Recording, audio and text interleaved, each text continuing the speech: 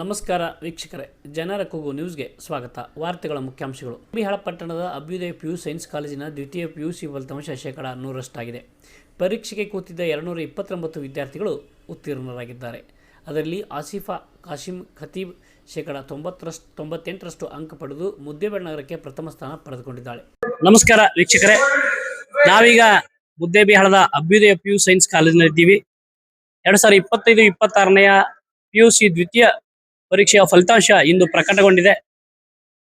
ಮುದ್ದೇಬಿಹಾಳ ನಗರದಲ್ಲಿ ಇರುವಂತಹ ಕಾಲೇಜುಗಳಲ್ಲಿ ಅಭ್ಯುದಯ ಪಿಯು ಸೈನ್ಸ್ ಕಾಲೇಜಿನ ವಿದ್ಯಾರ್ಥಿನಿ ಆಸಿಫಾ ಖತೀಬ್ ಅನ್ನುವಂತ ವಿದ್ಯಾರ್ಥಿನಿ ಟೋಟಲ್ 98% ಫಲಿತಾಂಶವನ್ನು ತೆಗೆದು ಪ್ರಥಮ ಸ್ಥಾನವನ್ನ ಪಡ್ಕೊಂಡಿದ್ದಾಳೆ. ಯಾವ ರೀತಿ ಆಕೆ ಓದಿದ್ಲು, ಇಲ್ಲಿ ಯಾವ ರೀತಿ ತರಬೇತಿ ಸಿಗ್ತಾ ಇತ್ತು ಅನ್ನೋದನ್ನ ಅವಳಿಂದಲೇ ಕೇಳೋಣ ಬನ್ನಿ. ಇಲ್ಲಿ ಎಲ್ಲಾ ಟೀಚರ್ಸ್ ಕೂಡ ನಮಗೆ ಬಹಳ ಸಪೋರ್ಟ್ ಮಾಡಿದ್ದಾರೆ. ಎಲ್ಲದಕ್ಕೂ ನಮಗೆ ಎಲ್ಲಾ ಫೆಸಿಲಿಟೀಸ್ ಪ್ರೊವೈಡ್ ಮಾಡಿದ್ದಾರೆ. ಮದ್ರಿ ಸರ್, ಪ್ರಿನ್ಸಿಪಲ್ ಸರ್, ನಮ್ ಎಲ್ಲಾ ಟೀಚರ್ಸ್ ಕೂಡ ನಮಗೆ ಬಹಳ ಗೈಡ್ ಮಾಡಿದ್ದಾರೆ, ಸಪೋರ್ಟ್ ಮಾಡಿದ್ದಾರೆ. ನಮ್ಮ ಪೇರೆಂಟ್ಸ್ ಕೂಡ ನಮಗೆ ಬಹಳ ಗೈಡ್ ಮಾಡಿದ್ದಾರೆ. ನಾ ಜಾಸ್ತಿ ರಾತ್ರಿ ಓದಿಲ್ಲ, ಬಟ್ ಬೆಳತನ ಜಲ್ದಿ ಎದ್ದು ಓದಿನಿ. ಬಿಕಾಸ್ ನಾ ಮಾರ್ನಿಂಗ್ ಪರ್ಸನ್, ನನಗೆ ಜಲ್ದಿ ಎದ್ದು ಓದಿದ್ರೆ ಅಷ್ಟೇ ತಲೆಯಾಗ ಹೋಗುತ್ತೆ, ರಾತ್ರಿ ಹೋಗಲ್ಲ. ಅದಕ್ಕೆ ನಾ ರಾತ್ರಿನೇ ಓದಿನಿ. ನಮ್ಮ ಪಪ್ಪ ನನಗೆ ಬಹಳ ಸಪೋರ್ಟ್ ಮಾಡಿದ್ದಾರೆ, ನಮ್ಮ ಮಮ್ಮಿನೂ ಬಹಳ ಸಪೋರ್ಟ್ ಮಾಡಿದ್ದಾರೆ, ಬಟ್ ಪಪ್ಪ ಜಾಸ್ತಿ ಸಪೋರ್ಟ್ ಮಾಡಿದ್ದಾರೆ. ನಾ ಏನ್ ಕೇಳಿದ್ದಕ್ಕೂ ನನಗೆ ಇದು ತಗೊಂಡ್ ಬರಕ್ ಆಗಲ್ಲ, ನಿನ್ಗೋಸ್ಕರ ಬಹಳ ಜನ ಅದಿರ್ ನೀವು, ಎಲ್ಲರಿಗ್ ನಾ ಹೆಂಗ್ ನೋಡ್ಬೇಕು, ಎಲ್ಲರಿಗ್ ಹೆಂಗ್ ಸಾಲಿ ಕಲಿಸ್ಬೇಕಂತ ಒಂದು ದಿನ ಹೇಳಿಲ್ಲ. ನಿನಗೆ ಏನ್ ಎಜುಕೇಶನ್ ಬಗ್ಗೆ ಬರ್ಬೇಕು, ಏನ್ ನಾ ಕೊಡಿಸ್ಬೇಕು ಎಲ್ಲಾನು ನಾ ಕೊಡಿಸ್ತೀನಿ, ನೀ ಎಷ್ಟು ಚೆನ್ನಾಗ್ ಮಾಡ್ತಿ ವರ್ಕ್ ಅಷ್ಟು ಚೆನ್ನಾಗ್ ಮಾಡಿ, ನಿನಗೇನ್ ಪ್ರಾಬ್ಲಮ್ ಆದ್ರೂ ನಾ ಅದೀನಿ ನಿನ್ ಹಿಂದಂದ್ರು. ಬಹಳ ಸಪೋರ್ಟ್ ಮಾಡಿದ್ದಾರೆ ನಮ್ಮ ಪಪ್ಪ ನನಗೆ. ಹಾ ರೀ, ನನಗ್ ಸ್ವಲ್ಪ ಕಡಿಮೆ ಬಂತು, ಬಟ್ ಅದದ್ದು ದುಃಖ ಇಲ್ಲ. ಯಾಕಂದ್ರೆ ನಮ್ಮ ಪಪ್ಪ ಹೇಳಿದ್ರು ಸಾಕ್, ನನಗ್ ನೀ ಇಷ್ಟ ಮಾಡಿಲ್ಲ, ಇಷ್ಟು ಎಫರ್ಟ್ ಮಾಡಿ, ನಿನ್ ಎಫರ್ಟ್ ನಾನ್ ನೋಡಿನಿ, ನಿನ್ ಮಾರ್ಕ್ಸ್ ನೋಡಾಕ ಇದು ಮಾಡಲ್ಲ, ಆದ್ರೆ ನಿನ್ ಎಫರ್ಟ್ ನೋಡಿನಿಲ್ಲ, ಸಾಕ್ ನೀ ಇಷ್ಟ ತಗೊಂಡಿ ಅಂತ ನನಗ್ ನಮ್ಮ ಪಪ್ಪ ಸಪೋರ್ಟ್ ಮಾಡಿದ್ರು. ಇಂಜಿನಿಯರ್ ಆಗ್ಬೇಕಂತ ಇಷ್ಟ ಮಾಡ್ತಾನ ಅನ್ಸಿದ್ರಿ ಸರ್. ಅವ್ರ ಸ್ಟಡಿ, ಅವ್ರ ಟೀಚರ್ದು ಎಜುಕೇಶನ್, ಅವ್ರದ್ದು ಓದಿಸೋದು ಮಾರ್ನಿಂಗ್ 7:00 ಬಂದು 5 o'clock 8 o'clock ತನ ಓದಿ ಅಭ್ಯಾಸ ಮಾಡಿಸ್ತಾರಲ್ಲ, ಅದು ಮೇನ್ ಐತಿ ಶಾಲೆಯಲ್ಲಿ. ಅದು ಮತ್ ಮೊಬೈಲ್ ಇಲ್ಲಿ ನಡೀದಿಲ್ಲ. ಇದು ದೊಡ್ಡ ಎಜುಕೇಶನ್ನಾಗ ಮೇನ್ ಇದು. ಹಿಂಗಾಗಿ ಸ್ವಲ್ಪ ಮಕ್ಕಳು ಇಲ್ಲಿ ಬಹಳ ಇದು ಆಗ್ತಾರೆ, ಎಜುಕೇಶನ್ನಾಗ ಮುಂದುವರಿತಾರೆ. ನೀವೇನು ಉದ್ಯೋಗ ಮಾಡ್ತೀವಿ? ನಾನು ಫಬ್ರಿಕೇಶನ್ ವರ್ಕ್ ಮಾಡ್ತೀನಿ ಸರ್. ಶಟರ್, ವೆಲ್ಡಿಂಗ್ ಕೆಲಸ, ಗೇಟ್ ಕೆಲಸ. ನಿಮ್ಗೆ ಎಷ್ಟು ಜನ ಮಕ್ಕಳು? ನನಗೆ 5 ಮಕ್ಕಳು ಸರ್. ಇದು ನನ್ನ ದೊಡ್ಡ ಮಗಳಿಗೆ, ಇನ್ನ 3 ಹೆಣ್ಮಕ್ಳು ಅದಾರ, ಒಬ್ಬ ಸಣ್ಣ ಗಂಡು ಮಗ ಅದ. ಈ ಸಂಸ್ಥೆ ಬಗ್ಗೆ ಏನ್ ಹೇಳಂಗ ಇಲ್ಲ ಸರ್, ಆ ಟೈಪ್ ಇದು ಸಂಸ್ಥೆ ಐತಿ ಸರ್. ಬಡವ್ರ ಬಗ್ಗೆ, ಮಕ್ಕಳ ಬಗ್ಗೆ ಬಹಳ ಕಾಳಜಿ ಐತಿ ಸರ್. ಇಲ್ಲಿ ಎಜುಕೇಶನ್ ಬಗ್ಗೆ ಬಹಳ ಕಾಳಜಿ ಐತಿ ಸರ್. ಇಲ್ಲಿ ಮುಂದ್ ಹೊಡಿಬೇಕಂದ್ರೆ ಈ ಶಾಲೆಯಲ್ಲಿ ಹೊಡಿತೀವಿ, ಮುಂದ್ ಬೇರೆ ಶಾಲೆಯಲ್ಲಿ ಹೊಲಿಯಕ್ ಆಗುದಿಲ್ಲ ಸರ್. ಇಲ್ಲಿ ಬಡವ್ರ ಬಗ್ಗೆ ಬಹಳ ಕಾಳಜಿ ಐತಿ ಸರ್. ಎಜುಕೇಶನ್ ಬಗ್ಗೆ, ಮಕ್ಕಳ ಬಗ್ಗೆ ಬಹಳ ಜವಾಬ್ದಾರಿ ಐತಿ ಸರ್. ಪ್ರತಿಯೊಂದು ಇದಕ್ಕೂ ನೀಟ್ ಆಗ್ಲಿ, ಏನೇ ಆಗ್ಲಿ ಎಲ್ಲಕ್ಕೂ ಸರ್ ಕೇಳಿ ಇದು ಮಾಡ್ತಾರೆ ಸರ್.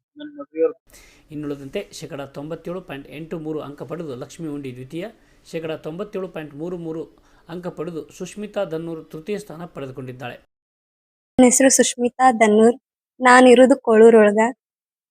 ನಮ್ಮ ಮನ್ಯಾಗ ಇರೋದು ನಾನು ಮತ್ತೆ ನಮ್ಮ ಮಮ್ಮಿ ಇಬ್ರೇ. ನಮ್ಮ ಪಪ್ಪ ಅವರು ತೀರ್ಕೊಂಡಿದ್ದಾರೆ. ನಮ್ಮ ಮಮ್ಮಿಯವರು ಬೇರೆಯವ್ರ ಹೊರಗೆ ಕೆಲ್ಸಕ್ಕೆ ಹೋಗ್ತಾರೆ. ನಾನು BCM ಹಾಸ್ಟೆಲ್ ಒಳಗೆ ಇದ್ಕೊಂಡು ಇಲ್ಲಿ ಅಭ್ಯುದಯ ಕಾಲೇಜ್ ಒಳಗ ಕಲಿತಾ ಇದ್ದೇನೆ. ನಾನು ಹಾಸ್ಟೆಲ್ ಒಳಗೆ ಓದೋದ್ಕಿಂತ ಜಾಸ್ತಿ ಇಲ್ಲಿ ಕಾಲೇಜ್ ಒಳಗೆ ಓದೋದಾಗ್ತಿತ್ತು. ಇಲ್ಲಿ ಬರೀ ಪಾಠ ಅಷ್ಟೇ ಹೇಳಿ ಕಳಿಸ್ತಿರ್ಲಿಲ್ಲ, ಇಲ್ಲಿ ಸ್ಟಡಿ ಅವರ್ ಕೂಡ ಇರ್ತಿತ್ತು. ಸ್ಟಡಿ ಅವರ್ 8 ಗಂಟೆವರೆಗೆ ಇರೋದ್ರಿಂದ ಇಲ್ಲೇ 2 ತಾಸು ನಮ್ಗೆ ಸ್ಟಡಿ ಅವರ್ ಆಗ್ತಿತ್ತು. ಡೈಲಿ ಏನ್ ಕ್ಲಾಸ್ ಹೇಳ್ತಿದ್ರು ಆ ಲೆಕ್ಚರರ್ ಬಂದು ಎಲ್ಲಾ ಸ್ಟಡಿನೂ ಮಾಡಿಸ್ತಿದ್ರು. ಎಲ್ಲಾ ಪ್ರಾಬ್ಲಮ್ಸ್ ಸಾಲ್ವ್ ಮಾಡ್ತಿದ್ರು. ಇಲ್ಲಿ ಜಾಸ್ತಿ ಸ್ಟಾರ್ಟಿಂಗ್ ನೀಟ್ CET ಅಂತ ಎಲ್ಲಾ ಪ್ರಾಕ್ಟೀಸ್ ಮಾಡ್ಸಿದ್ರು. ಆಮೇಲೆ ತೇರಿ ಟೈಮ್ದಾಗು ತೇರಿ ಬಿಡದೆ ಎಲ್ಲಾ ತರ ಪ್ರಾಕ್ಟೀಸು ಮಾಡಿಸಿ, ಟೆಸ್ಟ್ ಗಳನ್ನ ತಗೊಂಡು ಎಲ್ಲಾ ಫಲಿತಾಂಶಗಳನ್ನು ಸರಿಯಾದ ಟೈಮಿಗೆ ಹೇಳಿದ್ರು. ಹೇಳಿ ಎಲ್ಲಾದ್ರೊಳಗುನು ಕರೆಕ್ಟ್ ಆಗಿ ಮಾರ್ಕ್ಸ್ ತಗೋಬೇಕು ಅಂತ ಹೇಳಿದ್ರು. ಎಲ್ಲಾ ಸರ್ಸ್ ಹಾಗೂ ಎಲ್ಲಾ ಮದ್ರಿ ಸರ್ ಅವರೆಲ್ಲರೂ ಸಪೋರ್ಟ್ ಮಾಡಿದ್ರು. ಹಂಗಾಗಿ ನಾವ್ ಇಷ್ಟು ಮಾರ್ಕ್ಸ್ ತಗೊಳಕ್ ಸಾಧ್ಯ ಆಯ್ತು. ಉತ್ತೀರ್ಣರಾದ 229 ವಿದ್ಯಾರ್ಥಿಗಳಲ್ಲಿ 142 ಡಿಸ್ಟಿಂಕ್ಷನ್, 76 ಪ್ರಥಮ, 11 ದ್ವಿತೀಯ ಸ್ಥಾನ ಪಡೆದುಕೊಂಡಿದ್ದಾರೆ. ಗಣಿತದಲ್ಲಿ 54, ಬಯಾಲಜಿಯಲ್ಲಿ 48, ಫಿಸಿಕ್ಸ್ನಲ್ಲಿ 32, ಕೆಮಿಸ್ಟ್ರಿಯಲ್ಲಿ 6, ಕನ್ನಡದಲ್ಲಿ 8 ವಿದ್ಯಾರ್ಥಿಗಳು 100ಕ್ಕೆ 100 ಅಂಕ ಪಡೆದುಕೊಂಡಿದ್ದಾರೆ. ವೀಕ್ಷಕರೇ, ಅಭ್ಯುದಯ ಪಿಯು ಸೈನ್ಸ್ ಕಾಲೇಜನ್ನು ಸ್ಥಾಪನೆ ಮಾಡಿದಾಗಲಿಂದೂ ಇವತ್ತಿನವರೆಗೂ MN ಮದರಿ ಅವರು ಹೇಳ್ತಾ ಇರೋದು ಒಂದೇ, ಏನಂತಂದ್ರೆ ನಮ್ಮಲ್ಲಿ ಕೂಲಿ ಕಾರ್ಮಿಕರ ಮಕ್ಕಳು, ಬಡವರ ಮಕ್ಕಳಿಗೆ ಮೊದಲನೇ ಆದ್ಯತೆ ಇದೆ ಅಂತ ಹೇಳಿ. ಇವತ್ತು ಸುಮಾರು ಮಕ್ಕಳು ಅತಿ ಕಡುಬಡತನದಲ್ಲಿರೋರಿಗೆ ಅವರು ಉಚಿತ ಶಿಕ್ಷಣವನ್ನು ಕೂಡ ಕೊಟ್ಟಿದ್ದಾರೆ. ಇವತ್ತಿನ ಅವ್ರ ಸಾಧನೆ, ಇವತ್ತಿನ ಅವ್ರ ಕಾಲೇಜಿನಲ್ಲಿ ಮಾಡಿರುವಂತ ಮಕ್ಕಳ ಸಾಧನೆ ಬಗ್ಗೆ ಅವರಿಗೆ ಯಾವ ರೀತಿ ಒಂದು ಹರ್ಷ ಆಗಿದೆ ಅನ್ನೋದನ್ನ ಕೇಳೋಣ ಬನ್ನಿ. ಮತ್ತೆ ಮುಂದಿನ ಅವ್ರ ಯೋಜನೆಗಳು ಏನು ಅನ್ನೋದನ್ನ ತಿಳ್ಕೊಳ್ಳೋಣ ಬನ್ನಿ. 20 ರಿಸಲ್ಟ್ ಬಂತು, 21ರಲ್ಲಿ 100, 22ರಲ್ಲೂ 100.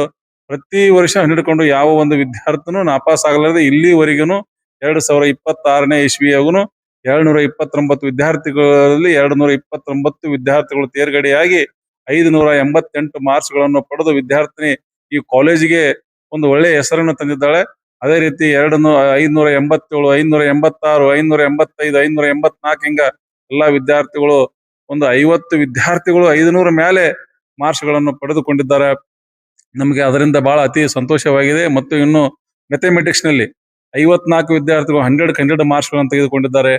ಮತ್ತು ಇವತ್ತ ಫಿಸಿಕ್ಸ್ ನಲ್ಲಿ ಇದು ಬಯಾಲಜಿಯಲ್ಲಿ 48. ಬಯಾಲಜಿ ಅಂದ್ರೆ ಬಹಳ ಒಂದು ಬಿಕ್ಕಟ್ಟದಂತ ಸಬ್ಜೆಕ್ಟ್ ಇವತ್ತು. ಯಾಕಂದ್ರೆ 48 ಮಂದಿ ಅದ್ರಲ್ಲಿ 100 ಮಾಡಿದಾರಪ್ಪ ಅಂದ್ರ ಅವ್ರೆಲ್ಲರೂ ಕೂತ್ರ ಮೆಡಿಕಲ್ ಆಗ್ಲಿಕ್ಕೆ ಯಾವ್ದು ತೊಂದರೆ ಇಲ್ಲ. ಆದ್ರೆ ಏನಾಗಿದೆ ಅಂದ್ರೆ ಫಸ್ಟ್ ಬಂದಂತ ಮಕ್ಕಳಲ್ಲಿ ಆಸಕ್ತಿ ಇಲ್ಲ. ಏನ್ ಆಸಕ್ತಿ ಇಲ್ಲ ಅಂದ್ರೆ ನಾವು ಮೆಡಿಕಲ್ ಕಲಿಬೇಕು ಅನ್ನೋಂತ ಆಸಕ್ತಿ ಅವರಲ್ಲಿ ಇಲ್ಲ. ನಾವು ಇಂಜಿನಿಯರ್ ಕಲಿತೀವಿ ಅಂತ ಇದ್ದಾರೆ ನಮ್ಮ ಕಾಲೇಜಲ್ಲಿ ಓದ್ತಿದ್ದಂತ ವಿದ್ಯಾರ್ಥಿಗಳು. ಏನ್ ಮಾಡಕ್ ಸಾಧ್ಯತೆ ಐತಿ? ಈಗ ನೀಟ್ ಮಾಡ್ಬೇಕು ಬೇರೆ ಕಾಲೇಜುಗಳಲ್ಲಿ ನೀಟ್ ಮಾಡ್ತಾರೆ, ನಮ್ಮ ಕಾಲೇಜ್ ನೀಟ್ ಮಾಡಲ್ಲ ಅಂದ್ರೆ ನಮ್ಮ ವಿದ್ಯಾರ್ಥಿಗಳ ಮೈಂಡ್ ಸೆಟ್ ಆಗಿದೆಯಪ್ಪ ಅಂದ್ರೆ ನಾವು ಇಂಜಿನಿಯರ್ ಮಾಡ್ತೀವಿ ಫಸ್ಟ್ ಬಂದಾರ ಅನ್ನೋಂತ ಇರೋದ್ರಿಂದ ನಮ್ಗೆ ಎಷ್ಟೇ ಕಲಿಸಿದ್ರು ಇವತ್ತು 48 ವಿದ್ಯಾರ್ಥಿಗಳು ಇವತ್ತು ಬಯಾಲಜಿಯಲ್ಲಿ 100 ಪಡೆದಾರಪ್ಪ ಅಂದ್ರೆ 48 ವಿದ್ಯಾರ್ಥಿಗಳು ನಾವು ನೀಟ್ ಕೋಚಿಂಗ್ ಕೊಟ್ಟು ಅವ್ರನ್ನ ವೈದ್ಯರನ್ನಾಗಿ ಮಾಡಬಹುದು. ಆದ್ರೆ ವಿದ್ಯಾರ್ಥಿಗಳಲ್ಲಿ ಆಸಕ್ತಿ ಇಲ್ಲ, ಕಡಿಮೆ ಇದೆ. ಆದ್ರೂ ನಾವು ಪ್ರಯತ್ನ ಪಟ್ಟು ಒಂದು 10 ವಿದ್ಯಾರ್ಥಿಗಳನ್ನಾದ್ರೂ ಈ ಸಲ ಮೆಡಿಕಲ್ಕ ನಾವು ಆಯ್ಕೆ ಮಾಡ್ಬೇಕನ್ನುವಂತ ದೃಷ್ಟಿಯಿಂದ ಈ ಸಂಸ್ಥೆಯಲ್ಲಿ ಈಗ ಹಗಲಿರುಳು ನಮ್ಮ ಉಪನ್ಯಾಸಕರು ವಿದ್ಯಾಭ್ಯಾಸವನ್ನು ಮಾಡಿಸ್ತಾ ಇದ್ದಾರೆ.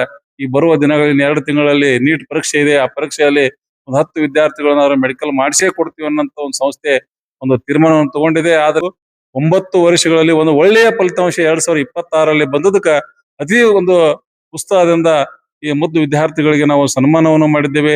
ಅಭ್ಯುದಯ PU ಸೈನ್ಸ್ ಕಾಲೇಜಿನ ಆಡಳಿತಾಧಿಕಾರಿಗಳಂತ ಕಿರಣ್ ಮದ್ರಿ ಅವರು ನಮ್ಮೊಂದಿಗಿದ್ದಾರೆ. ಈ ಫಲಿತಾಂಶ ಬರ್ಲಿಕ್ಕೆ ವಿಶೇಷ ಆಸಕ್ತಿಯನ್ನು ವಹಿಸಿದವರು ಕಿರಣ್ ಮದ್ರಿ ಅವರು ಅಂತ ಹೇಳಕ್ ಇಲ್ಲಿ ಅವರೆಲ್ಲ ಉಪನ್ಯಾಸಕರು ಮತ್ತೆ ಆಡಳಿತ ಮಂಡಳಿಯವರು ತಿಳಿಸ್ತಾ ಇದ್ರೆ. ಕೇಳೋಣ ಬನ್ನಿ ಅವ್ರು ಯಾವ ರೀತಿ ಇಲ್ಲಿ ವಿದ್ಯಾರ್ಥಿಗಳು ಪ್ರಿಪೇರ್ ಮಾಡಿದ್ರು ಅಂತ. ಟೀಚರ್ಸ್ನು ಇಲ್ಲೇ ಇರ್ತಿದ್ರು. ಮಾರ್ನಿಂಗ್ 7:30 ಈವ್ನಿಂಗ್ 7:30 ವರೆಗೂ ಕ್ಲಾಸ್ ಮಾಡಿ ಮತ್ತೆ ಅವ್ರಿಗೆ ಏನಾದ್ರು ಡೌಟ್ ಇದ್ರೆ ಎಲ್ಲ ಕ್ಲಾರಿಫಿಕೇಶನ್ ಕೊಟ್ಟು ಅವ್ರಿಗೆ ಸ್ವಲ್ಪ ಮೋಟಿವೇಶನ್ ಮಾಡಿ ಎಲ್ಲ ಬಹಳ ಹೃದಯಂಶ ಅವರಿಗೆ ಸ್ವಲ್ಪ ಮೋಟಿವೇಶನ್ ಎಲ್ಲ ಧೈರ್ಯ ಕೊಟ್ಟಿದ್ದಾರೆ ಹುಡುಗರಿಗೆ. ಮತ್ತೇನೈತಿ, ನಮ್ಮಲ್ಲಿ ಬರುವಂತ ವಿದ್ಯಾರ್ಥಿಗಳು ಅಷ್ಟ್ರು ಏನ್ ಶಾಣೆ ವಿದ್ಯಾರ್ಥಿಗಳೇ ಅಂತ ಇರಂಗಿಲ್ಲ. ನಾವು ಇದ್ದಿದ್ದ ಹುಡುಗರೊಳಗನ ಎಲ್ಲಾರನ್ನ ಅವ್ರನ್ನ ಶಾಣೆ ಮಾಡ್ಬೇಕಾಗತ್ತೆ ಸರ್. ಇಲ್ಲಿ ಇದ್ದವ್ರಿಗೆ ಒಂದೇ ಸಂಸ್ಥೆಗಳು ಏನ್ ಮಾಡ್ತಾರ, 1 ಲಕ್ಷ 2 ಲಕ್ಷ ಫೀಸ್ ಇಟ್ಟಿರ್ತಾರ, ಅವ್ರಿಗೆ ತುಂಬುದು ಆಗ್ತಿರಂಗಿಲ್ಲ. ಮತ್ತ ಅಲ್ಲಿನೂ ಪ್ರತಿಭಾವಂತ ವಿದ್ಯಾರ್ಥಿಗಳು ಇರ್ತಾರ, ಬಡವ್ರ ಮಕ್ಕಳನ್ನು ಅಂತವ್ರು ನಂಬಲ್ಲಿ ಬಂದು ಇಂತ ಸಾಧನೆ ಮಾಡ್ಯಾರನಕ ಒಂದು ಹೆಮ್ಮೆ ಅನ್ಸುತ್ತೆ ಸರ್ ನಮಗೂ. ಮತ್ತೇನೈತಿ, ಇಲ್ಲಿ ಯಾವುದೇ ವಿದ್ಯಾರ್ಥಿಗಳು ಬಂದ್ರು ಕೂಲಿ ಕಾರ್ಮಿಕರು ಅದಾರ, ಹಂಗದಾರ ಹಿಂಗದಾರ ಅಂತ ಅಂದ್ಕೊಳ್ಳೇನ ಕೇಳಕ್ ಕಾಣಲ್ಲ. ಅವ್ರಿಗೆ ಏನ್ ಸಪೋರ್ಟ್ ಬೇಕೆಲ್ಲ ಸಪೋರ್ಟ್ ಕೊಡ್ತೀವಿ. ಏನ್ ಫೀಸ್ ನಲ್ಲಿ ಸಪೋರ್ಟ್ ಬೇಕಂದ್ರೆ ಫೀಸ್ ನಲ್ಲಿ ಸಪೋರ್ಟ್ ಕೊಡ್ತೀವಿ. ಅವರಿಗೆ ಹಾಸ್ಟೆಲ್ದಲ್ಲಿ ಬೇಕಂದ್ರೆ ಹಾಸ್ಟೆಲ್ ಸಪೋರ್ಟ್ ಕೊಡ್ತೀವಿ. ಇಲ್ಲಿರುವಂತಹ ಎಲ್ಲಾ ಉಪನ್ಯಾಸಕರು ಬಹಳ ನುರಿತ ಉಪನ್ಯಾಸಕರಾಗಿರ್ತಾರ. ಸೊ ಎಲ್ಲಾ ಉಪನ್ಯಾಸಕರು ಯಾವುದೇ ಒಂದು ಟೆಸ್ಟ್ ತಗೊಳ್ಳಿ, ಯಾವುದೇ ಒಂದು ಕ್ಲಾಸ್ ಮಾಡ್ಲಿ, ಮಕ್ಕಳಿಗೆ ಬಹಳ ತಿಳಿಯುವಾಗೆ ಮನಗಣ್ಣುವ ಹಾಗೆ ಅವ್ರು ಏನ್ ಮಾಡ್ತಾರ, ಪಾಠ ಮಾಡ್ತಾರ.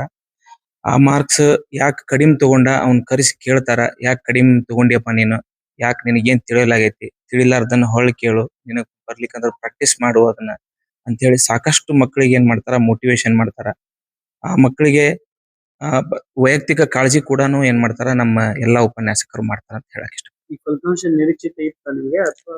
ಈ ಫಲಿತಾಂಶ ನಿರೀಕ್ಷಿತ ಇತ್ತು. ಇನ್ನೂ ಒಂದ್ 5 to 6 ಮಾರ್ಕ್ಸ್ ಬರ್ತಾವು ಅನ್ನುವಂತ ಒಂದು ಆಕಾಂಕ್ಷೆ ಇತ್ತು. ಬಟ್ ಅದು ಎಲ್ಲೋ ಒಂದ್ ಸ್ವಲ್ಪ ಹಿನ್ನಡೆ ಆಯ್ತು. ತಾಲೂಕಿಗೆ ಎಷ್ಟನೇ ಸ್ಥಾನದಲ್ಲಿ? ಈ ತಾಲೂಕಿಗೆ ನಾವು ಸ್ಥಳೀಯ ತಾಲೂಕು ಸಿಟಿಯಲ್ಲೇ ಆದ್ರೆ ಫಸ್ಟ್ ರ್ಯಾಂಕ್ ನಮ್ಮ ಕಾಲೇಜೇ. ಪ್ರದೇಶದ ಮಕ್ಕಳು ಇರುವಂತ ಆ ಪಾಲಕರಿಗೆ ಏನು ಹೇಳಕ್ ಉಪನ್ಯಾಸ? ಪಾಲಕರು ಸರ್, ನಾವಿಲ್ಲಿ ನೋಡ್ದಂಗೆ ಸ್ವಲ್ಪ ಸುತ್ತಮುತ್ತ ಬಡತನ ಇದೆ ಸರ್. ಮಕ್ಕಳು ಎಲ್ಲಿ ಈ ಸುತ್ತಮುತ್ತ ಜನ ಪ್ರದೇಶದಲ್ಲಿ ಇರೋದ್ರಿಂದ ಬಡತನ ಇದೆ ಗ್ರಾಮೀಣ ಪ್ರದೇಶದಲ್ಲಿ. ಬಟ್ ಅಲ್ಲಿ ಏನ್ ಮಾಡ್ತಾರೆ ಅಂದ್ರೆ ಮಕ್ಕಳನ್ನ ಸ್ವಲ್ಪ ಕೆಲ್ಸಕ್ಕೆ ಕರ್ಕೊಂಡು ಹೋಗ್ತಾರೆ, ಕಾಲೇಜನ್ನ ಬಿಡಿಸಿ. ನಾವೇನ್ ಮಾಡ್ತೀವಿ, ಸುಮಾರಷ್ಟು ಟ್ರೈ ಮಾಡ್ತೀವಿ ಸರ್. ನಮ್ಮಂತೂ ಸರ್ ಒಬ್ರು ಡೈಲಿ ಫೋನ್ ಮಾಡ್ತಿರ್ತಾರೆ ಮಕ್ಕಳಿಗೆ, ಇಲ್ಲ ಕಾಲೇಜಿಗೆ ಕಳಿಸ್ಬೇಕು, ನೀವು ಕಾಲೇಜಿಗೆ ಕಳಿಸ್ಬೇಕು, ಮಗು ತಪ್ಪಿಸಿದಾನೆ ಇವತ್ತು ಅಂತ ರೆಗ್ಯುಲರ್ ಆಗಿ ಫೋನ್ ಮಾಡ್ತಾರೆ. ಫೀಡ್ಬ್ಯಾಕ್ ನ ತಗೊಂತಿರ್ತಾರೆ, ಯಾಕೆ ಬಂದಿಲ್ಲ ಅಪ್ಡೇಟ್ ಅನ್ನು ಕೊಡ್ತಿರ್ತಾರೆ. ಬಟ್ ಇಲ್ಲಿ ಸಮಸ್ಯೆ ಅದು ಇರೋದ್ರಿಂದ ಇಲ್ಲಿ ನಮ್ ಸರ್ ಏನ್ ಮಾಡ್ತಾರೆ, ಎಲ್ಲರಿಗೂ ಫೀಸ್ ಕನ್ಸೆಷನ್ ಕೊಡ್ತಾರೆ.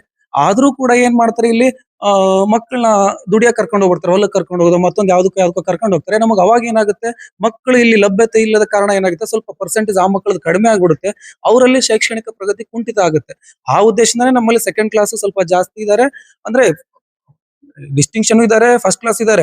ಬಟ್ ಸೆಕೆಂಡ್ ಕ್ಲಾಸ್ ಅಷ್ಟು ಆಗ್ತಿರ್ಲಿಲ್ಲ. ಆ ಮಕ್ಕಳು ಕರೆಕ್ಟ್ ಆಗಿ ಕಾಲೇಜಿಗೆ ಬಂದ್ಬಿಟ್ಟಿದೆ, ಅವಾಗ ನಮ್ಮಲ್ಲಿ ಸೆಕೆಂಡ್ ಕ್ಲಾಸ್ ಆಗ್ತಿರ್ಲಿಲ್ಲ, ಅವರು ಕೂಡ ಸ್ವಲ್ಪ ಫಸ್ಟ್ ಕ್ಲಾಸ್ ಡಿಸ್ಟಿಂಕ್ಷನ್ ಬರ್ತಿದ್ರು ಅನ್ನೋ ನಮ್ಮ ಅಭಿಪ್ರಾಯ ಸರ್. ಈ ಆದ್ರಿಂದ ಪೇರೆಂಟ್ಸ್ ಗಳು ದಯಮಾಡಿ ಎಲ್ಲಾ ಪೇರೆಂಟ್ಸ್ रेगुलर कॉलेज कಳಿಸಬೇಕು ಅಂತ ನಮ್ಮ ವಿನಂತಿ. सर हमने डेली हमने क्या किया था, टेस्ट भी हमने लिया था और हमने एमसीक्यू प्रैक्टिस किया था. उसके बाद हमने 2 मार्क्स के क्वेश्चन भी डिस्कस किए थे, 3 मार्क्स के क्वेश्चन भी हमने डिस्कस किए थे और 5 मार्क्स के क्वेश्चन भी हमने डिस्कस किए थे. तो बच्चों को हमने बताया था कि लास्ट 5 इयर्स में कौन से इम्पोर्टेंट क्वेश्चंस थे, उनका हमने उनके साथ डिस्कशन किया था और प्रॉब्लम्स भी हमने उनके साथ डिस्कस किए थे सर. ವಿದ್ಯಾರ್ಥಿಗಳ ಈ ಸಾಧನೆಗೆ ಸಂಸ್ಥೆಯ ಕಾರ್ಯದರ್ಶಿ ಎಂ.ಎನ್. ಮದರಿ, ಆಡಳಿತಾಧಿಕಾರಿ ಕಿರಣ್ ಮದರಿ, ಲೆಕ್ಕಾಧಿಕಾರಿ ಬಸವರಾಜ್ ಬಿಜ್ಜೂರ್, ಪ್ರಾಚಾರ್ಯ ಎಂ.ಎಂ. ದನ್ನೂರ್, ಮಾರ್ಗದರ್ಶಕ ರವಿ ಜಗ್ಲಿ, ಬಸವರಾಜ್ ಗುಡ್ಲಮನಿ ಹಾಗೂ ಉಪನ್ಯಾಸಕರು, ಸಿಬ್ಬಂದಿ ಮೊದಲಾದವರು ಅಭಿನಂದಿಸಿದ್ದಾರೆ. ಇನ್ನಷ್ಟು ಸುದ್ದಿಗಾಗಿ ನೋಡ್ತಾ ಇರಿ ಜನರ ಕೂಗು ಯೂಟ್ಯೂಬ್ ಚಾನಲ್. ಇದು ನಿಮ್ಮದೇ ಧ್ವನಿ. ಸಬ್ಸ್ಕ್ರೈಬ್ ಮಾಡಲು ಮರೆಯಬೇಡಿ.